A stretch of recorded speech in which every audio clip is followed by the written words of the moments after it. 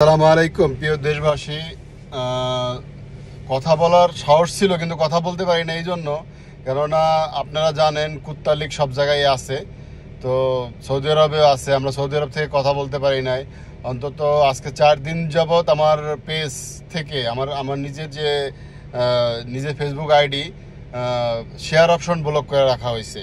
এটা আমার আইডি কয়েকবার হ্যাক হয়েছে, পাসওয়ার্ড চেঞ্জ করে করে কয়েকবার আইডি ঠিক করা হয়েছে।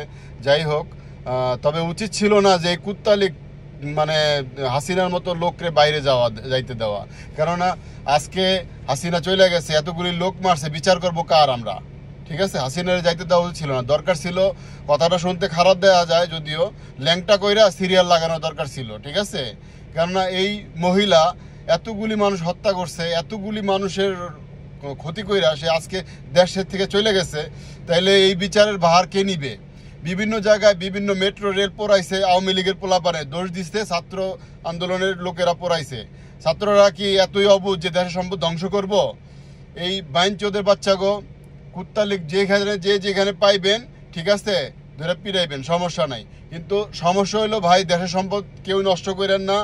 আর এগুলি আওয়ামী লীগের কাজ, এগুলো সাধারণ জনগণও বুঝে।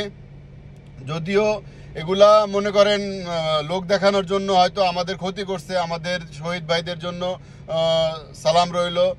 যদিও আমরা তাদেরকে আর ফিরে পাবো না, তাদের প্রতি সম্মান রইল। ঠিক আছে, আপনারা দেশ যেহেতু স্বাধীন করছেন, ইনশাআল্লাহ আমরা সবাই মিলে যারা প্রবাসী আছি আমরা চেষ্টা করব হুন্ডিতে টাকা না পাঠানোর জন্য, বিকাশে টাকা না পাঠানোর জন্য। সবাই চেষ্টা করবেন ব্যাংকের মাধ্যমে টাকা পাঠানোর জন্য।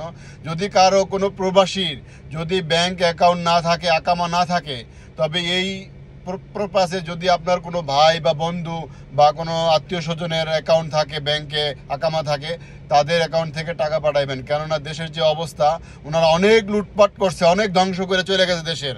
ঠিক আছে, দেশ দাঁড়া করাইতে হবে। এটাই হলো আমাদের মানে যেটা ন্যায়ের দিকে যাতে যায় দেশ। আর এমন কোনো একজন ব্যক্তিত্ব দরকার যেটা দেশ চালানোর জন্য সঠিক, ভালো একজন মানুষ। আমরা আওয়ামী লীগ বুঝি না, বিএনপি বুঝি না। ঠিক আছে, আমাদের দরকার ভালো নেতৃত্বের।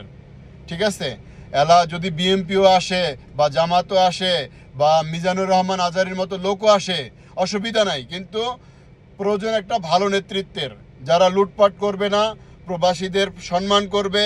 ঠিক আছে, প্রবাসীদের পক্ষে কথা বলবে, এবং কি এয়ারপোর্টে সম্মানের সহিত আমরা যেন যাইতে পারি, এরকম একজন ভালো মন্ত্রিত্বের দরকার। আপনারা সিলেক্টেড করুন কারে দিবেন।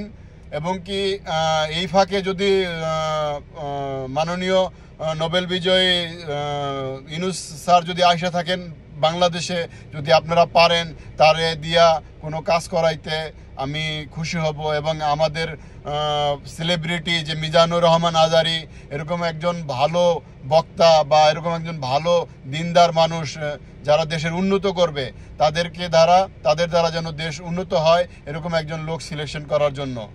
আর যারা দেশ ও জাতির ক্ষতি করছে, তাদেরকে যেন কেউ কোনোদিন আশ্রয় না দেয়।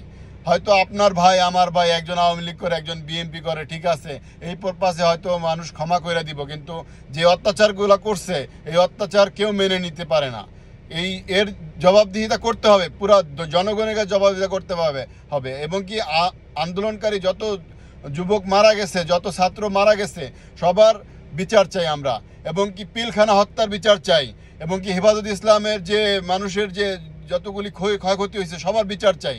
এবং কি এখন বর্তমানে যারা শহীদ হয়েছে, তাদের পুরো ফ্যামিলির খরচ যেন সরকার বহন করে, যেই ক্ষমতা আসে।